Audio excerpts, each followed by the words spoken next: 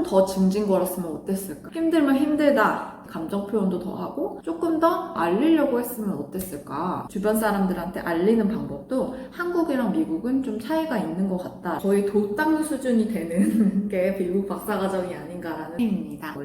며칠 전에 올렸던 영상 댓글 달아주시고 좋아요도 눌러주셔서 감사합니다. 6가지의 박사과정을 할 때 힘든 점 영상을 보시고 어떡하라고? 해결책은 뭐야? 생각하실 수 있을 것 같아서 제 해결 방법에 대해서 생각을 나눠보려고 합니다. 첫 번째로 연구 결과가 해석하기 어렵게 나왔을 때 제가 이 상황을 자주 겪어봤었어요. 첫 번째로는 새로운 해석 방향을 찾는 방법이 있어요. 같은 현상도 다양한 연구 분야와 방법으로 연구가 되고 있기 때문에 근데 제가 그걸 못 찾고 있는 경우가 있어요. 공부를 더 해서 같은 연구 결과도 더 의미 있게 해석할 수 있는 방법을 찾아보려는 노력을 해볼 수 있어요. 예를 들어 드릴게요. 저 같은 경우에는 수를 직관적으로 판단하는 능력이랑 수학 실력 간의 상관관계를 봤어요. 그랬을 때 수학 실력을 수학적 추론 능력이랑 계산 능력으로 나눠서 측정을 했는데요. 수에 대한 직관이 추론뿐만 아니라 계산 능력이랑 둘 다 관련이 있을 것이다. 이렇게 처음에는 가설을 세웠는데 연구를 해보니까 수학적 추론 부분만 상관관계가 나오고 계산은 안 나오는 거예요. 가설이랑 다르게 나온 거죠. 이 부분에 대해서 딱히 좋은 해석을 내리지 못한 채로 내용을 정리해서 한국 석사 과정을 마쳤었어요. 졸업을 하고 나서 이 같은 석사 논문 내용을 이제 출판을 할까 말까 이런 기로에 섰을 때 공부를 다시 해보니까 수학적인 능력을 발휘할 때 우리 뇌는 어떻게 반응하는지에 대한 뇌과학 연구 분야들이 있었어요. 수학적 추론 능력이랑 수에 대한 직관을 담당하는 뇌 영역의 시스템이 좀 비슷한 반면에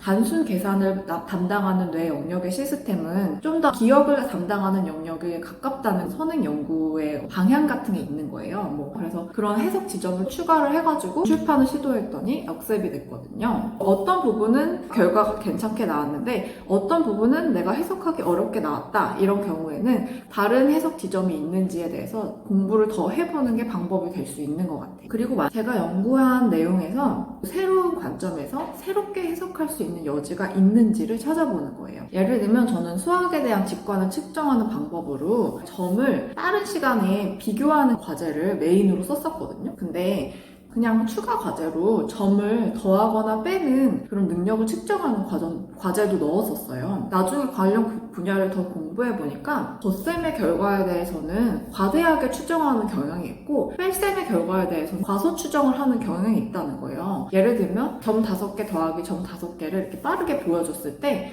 점 10개가 답이잖아요. 근데 12개에서 한 15개 정도를 답이라고 생각하는 경향이 있다는 거예요.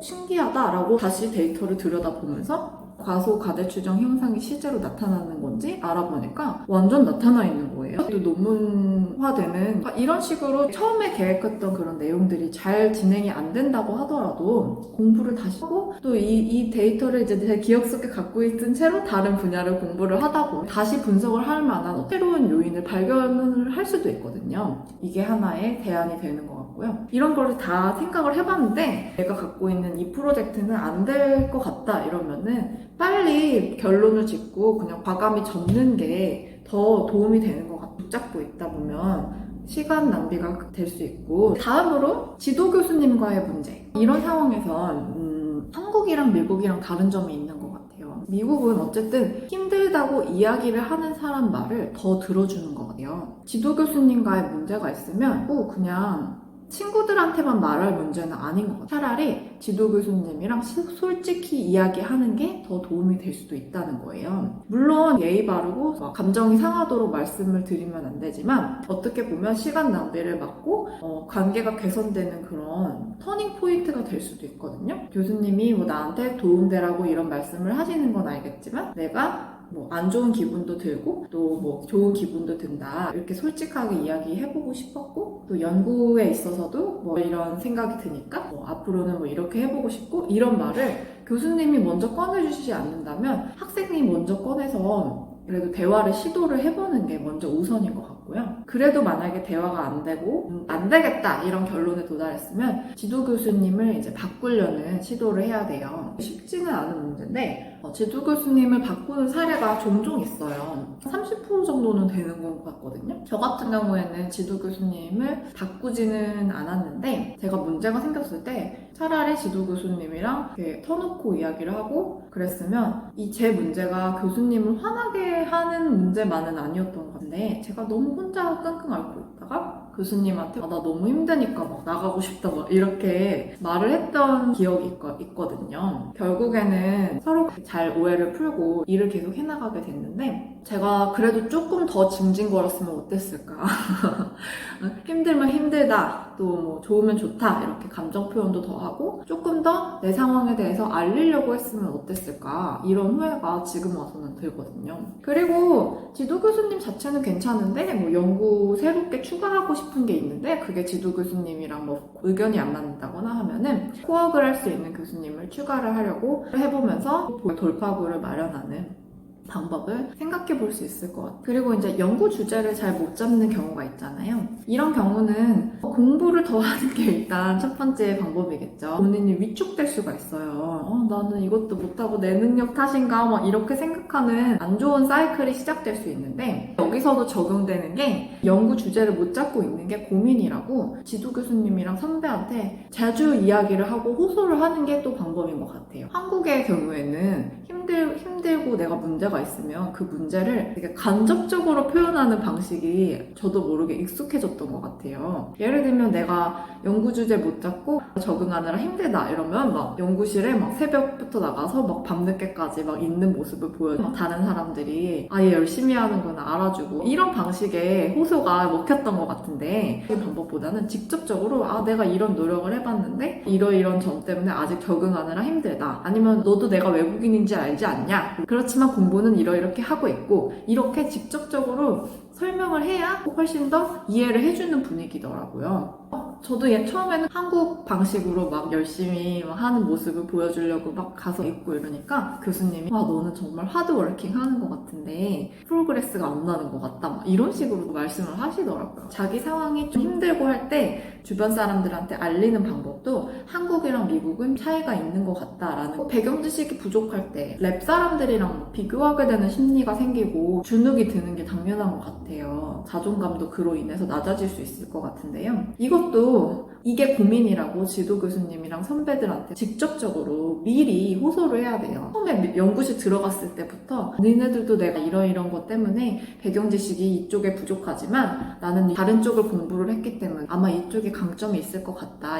지도 교수님이 내가 이제 이런 학생이었지 이런 거를 기억에 남을 수 있게 계속 알려놓는 게 중요한 것 같아요. 혹시라도 무슨 문제가 생겼을 때 얘는 이런 쪽에 배경 지식이 부족해서 이런 문제를 겪었나 보다 이렇게 예상이라도 하실 수 있게 좀 많이 알려놓는 게 좀 중요하지 않나라고 생각해요. 미국이라서 그런지 아니면 외국인 학생의 경우도 문제인지 모르겠지만 많은 문제의 기반이 서로의 이해 부족에서 오는 경우도 많은 것 같아요. 저 같은 경우에는 이만큼 이해받을 줄 알았지만 교수님 같은 경우에 저에 대해 아는 게 이만큼밖에 없는 거예요. 이해 기반이 적다 보니까 서로 오해를 하게 되고 부정적으로 평가하게 되고 그래서 제가 노력한 만큼 인정을 못 받게 되는 불상사가 있을 수 있으니까 직접적으로 먼저 알림으로써 문제를 예방하는 제 친구 같은 경우에는 다른 분야로 박사과정 입학을 하게 된 거예요. 랩미팅 가서 앉아있는 것부터 너무 힘들고 수업 듣는 것도 힘들고 그랬대요. 지금 와서 후회하는 게 그 친구가 자기의 문제를 직접적으로 지도교수한테 이해를 받고 랩미팅 같은 것도 한 학기 뒤에 참여해도 되겠느냐 이렇게까지 물어보기는 해볼 걸 이라고 후회를 하더라고요. 그래서 한국 대학원생으로서 이런 말을 들었으면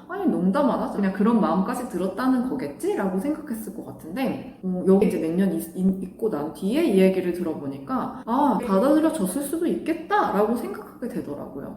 내가 힘들다고 했을 때 그것을 이해해주는 정도가 한국이랑 미국은 확실히 다른 것 같아요. 내가 이런 문제를 겪는 건 나의 나의 내적인 문제 때문이 아니라 외적인 문제이기 때문에 이해를 해줘야 되고 나는 또 이러이런 노력을 하고 있고 제대로 보여주면은 다 이해를 해주는 그런 분위기가 미국 대학에서는 있는 것이 아닌가라는 생각이 들어서 이거를 적극적으로 이용할 필요도 있다. 첫 번째로는 영어 실력이 부족할 때인데요. 이게 진짜 정말 궁금한 지점이고 저도 만약에 영어 이거 어떻게 박사과정 하는 동안 했다 그런 영상 있으면 볼 것 같거든요. 그래서 저는 좀 더 자세하게 다음에 말씀을 드릴게요. 마지막으로는 외로움이나 너무 다른 생활 환경으로 인해서 막 힘듦을 겪는 경우가 있다고 말씀을 드렸잖아요. 외롭다면 뭐 친구를 사귀는 방법, 도시로 가는 방법 이런 단순한 해결 방식이 있겠죠. 근데 이게 뭐 쉽지 않잖아요. 박사 학교를 막 마음대로 바꿀 수 있는 것도 아니고 이거를 좀 해결했던 방법이 일기를 쓴다거나 블로그를 시작했던 거였어요. 제가 따분했던 이유가 같은 일을 계속하면서 제가 뭘 하고 어떤 생활을 하고 있는지에 대해서 인식하고 있지 못했기 때문이었거든요.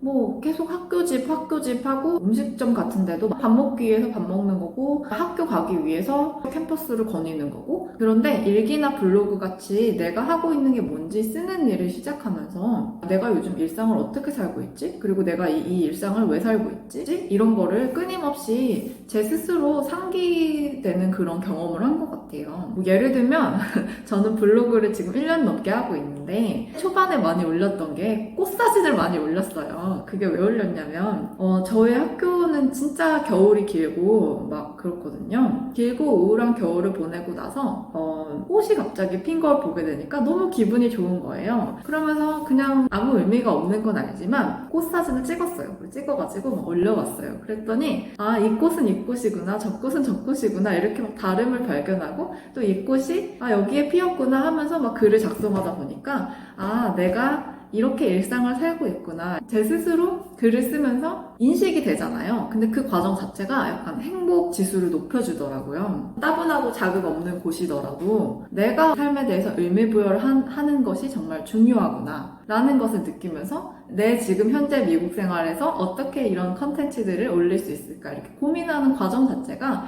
제 일상 생활을 다르게 바라볼 수 있게 하는 계기가 됐던 것 같아요. 저의 심리적 환경이라도 바꾸려고 노력을 하는 게 필요한 것 같아요. 제가 되게 위로를 받았던 문구가 뇌피셜이라는 문구랑 일체유심조라는 고대 성어인데요. 이게 모든 일이 마음속에서 일어난다는 의미를 가지고 있잖아요. 뇌피셜도 마찬가지로 남을 깔려고 쓰는 말이지만 어떤 생각이든 어떤 삶을 살든 모든 일은 제 뇌와 제 감각기관에서 일어나는 일이잖아요. 결국 절대적인 거는 없다라는 생각 그리고 아무리 지도 교수나 제가 열등감을 느끼고 있는 상대가 저한테 무시를 하든 뭐 안 좋은 의견을 가지고 있든 간에 그건 그 사람의 생각일 뿐이다 라는 깨달음도 얻게 됐고 또 제 삶에 있어서도 제가 따분함을 느끼고 있는 건 저니까 결국 제가 생각하고 있는 뇌 속의 환경을 바꾸면 어쨌든 같은 자극이라도 다르게 해석할 수 있는 상태에 도달할 수 있지 않을까 이런 용기가 생기게 만들어줬던 그런 문구였던 것 같아요. 이렇게 거의 도땅 수준이 되는 게 미국 박사과정이 아닌가라는 생각이 드는데요. 이렇게 해탈을 하다 보면 저도 졸업을 하게 되겠죠?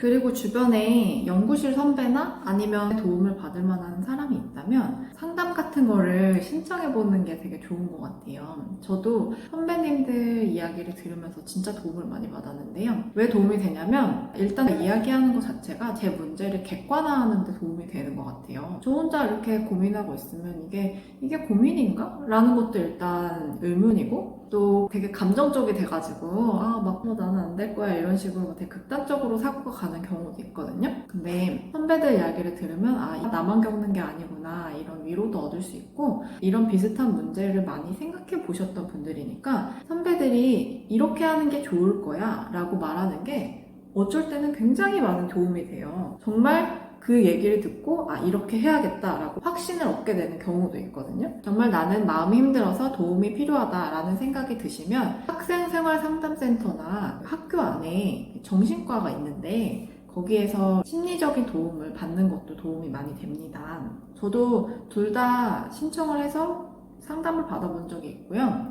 학생생활 상담센터는 약물 치료를 하지 않고 상담 치료를 위주로 하고요. 정신과 상담은 필요한 경우에는 약물을 처방해주는 서비스까지를 포함해주는 거예요. 학교에서 이런 서비스를 받으면 대부분 비용이 무료이고 추가적인 치료가 필요하다고 하는 경우에는 학교 보험을 적용받을 수가 있으니까 정말 나는 마음이 힘들어서 도움이 필요하다라는 생각이 드시면 이런 서비스를 찾아보는 것도 도움이 되실 것 같아요. 네, 오늘은 6가지 박사과정 할 때 힘든 점들을 어떻게 극복해 볼 수 있는지 주저리 떠들어 봤고요. 이제 다음 영상에서도 관련된 여러 가지 이야기나 수다 같은 거 올릴 테니까 많이 봐주세요. 구독, 좋아요 부탁드립니다. 감사합니다.